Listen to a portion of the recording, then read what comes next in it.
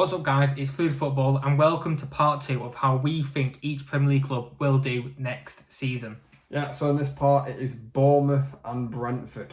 So yeah, let's just get right in this with Bournemouth. We'll start with Bournemouth.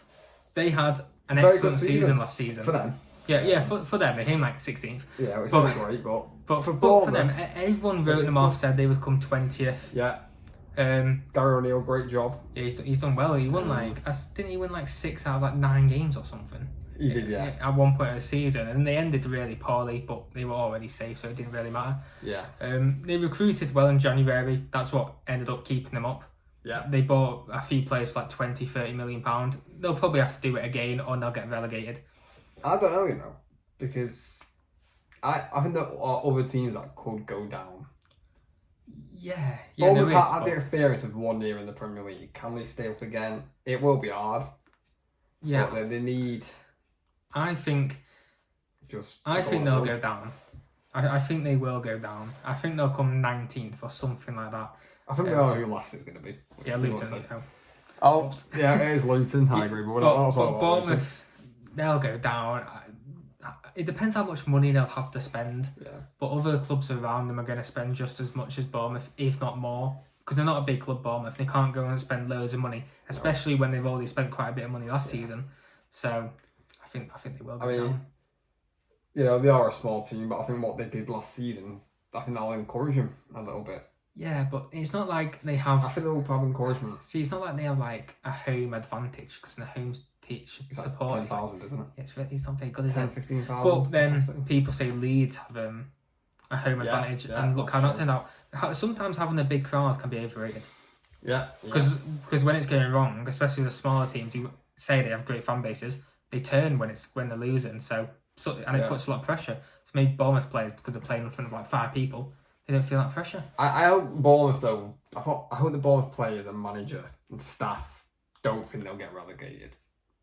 Because people have that mindset. I hope they don't, because they've just stayed up. Yeah. They've just stayed up. Yeah. They can stay up again. Yeah. It'll be hard, but they just need to be consistent with their results. They are going to get a lot of defeats. Well, this is the thing. We saw it last season with Scott Parker. It started off bad, and he only survived like 6 games, and they sacked him. Gary O'Neill's a very good manager. Well, yeah, he seems to be a good manager.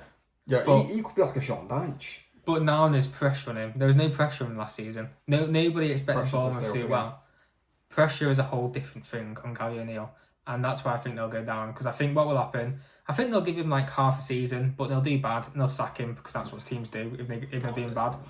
And then I think it will just end from there. I think Bournemouth's journey in the Premier League is over. Well, for next season. It could happen. I mean, they are going to struggle, Bournemouth. You know, they did struggle this season. For the most part. You have to think about it. The only reason they stayed up is because everyone else was crap. Yeah, that's teams true. behind them couldn't win a game. Leicester. That's why they stayed up. How many points did they end up on? Like 30 something. Yeah, something. Normally they would get relegated with that amount of points. Yeah, I agree. I think they got like 39 or something like that. They're going to struggle big time, but I think if they can find wins, it definitely is going to be against the lower teams. And yeah, you know, I know they don't have a big home advantage, but they need to try and use it. Yeah, which could be hard. Away form, I think, is going to be shocking though for them next season. Yeah, I just do. But let's get into the next team. Brentford. What a season they had last season. Almost qualified for Europe. Very close. Very unfortunate. Unlucky. Yeah. They came 9th. Yeah. Yeah, very, very unfortunate. Last season I thought Brentford would struggle for this season because of second season syndrome. Forgot about that. Yes. Yeah. That's why they'll struggle, I think. Yeah, but I thought they would struggle this season, but now they don't have their talisman, Tony. They don't have a striker. So basically, they've lost 20 goals. So who are they going to replace 20 goals? Nope. And Burnley needs a winger, so no. Because normally when players get injured, I'm like, okay, it's a blow. Aren't Everton trying to sign Regards? I don't know. But normally it's a big blow. It's a slight blow when someone loses like a main goal scorer. But you have other players there. But Brentford, who was their second top goal scorer? Did they even have 8 goals? Probably not. That's the problem. How are you going to replace 20 goals, which you're going to need to? Big blow for Brentford. Yeah. They need to sign a striker. I think they will. Because I think they have to. But who do you get? Because what about if he does well? I think it's going to have to be a loan signing. That's the I problem. don't know. I think there's a lot of strikers you could get. They've just signed that guy for 20 million from Freiburg. He was on loan last season. That Sharder is his name. Is he a striker? Oh yeah, no, he's a Sharder, winger. yeah, I'm pretty sure he's a left winger. Yeah.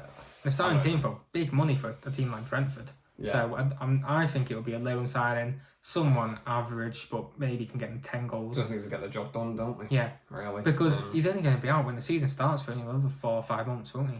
Yeah, I think he's out like February. Oh, is it? Or January. I think it's Jan. I think it's January. That's basically half the season. Yeah. And Brentford started so well last season and then kind of faded away a little bit. That's why they ended up not getting Europe. But I think Brentford, they are like a mid-table club, aren't they? That's what they kind of need to establish themselves as. Yeah, and they're an established Premier League club now, in my opinion. Well, this is their third season now. It will be. I think they're comfortable in the Premier League. I don't think they're going to get relegated anytime soon. Yeah, and that's mainly because of Thomas Frank. Yeah. I think Thomas Frank is an unbelievable manager.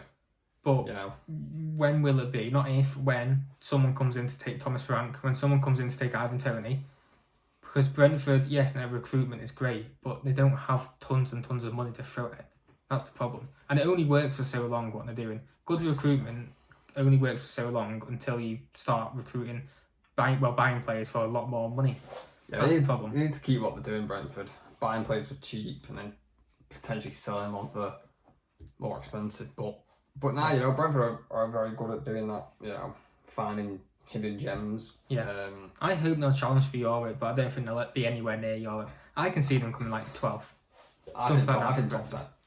Yeah. I do, but I think that Tony loss is the talking point, isn't it? It's big. It is huge. How they're going to get on, God knows without Tony. Well, they played with him like, what was it, 4 games without him last season, and didn't they win every game without him? Yeah, probably. They beat City without him. That's a very good start to have. Yeah, they can obviously handle themselves without him. So, but what Brentford are good at is winning like 1-0 or 2-1, where you don't need to. They don't need to score loads of goals to win a game. It's not like they have to win every game 3-1, 4-2, or something like that. Defensively, they barely concede any goals. Teams out. So I think Brentford will be fine. I think they'll be fine. But Thomas Frank, I think he's got a challenge on his hand. Big challenge to fill that gap up front. Needs to strike. I think they will. Like you said, defensively they're fine. I don't think they really need to sign any defenders. No. I think maybe midfielders, maybe, but it's that striker spot. They need to get that striker right, I think. Yeah. Otherwise, it could be a struggle. Yeah. So it's like. Oh yeah. So that is part 2 of how we think every Premier League team will do next season. So thank you for watching, and please subscribe.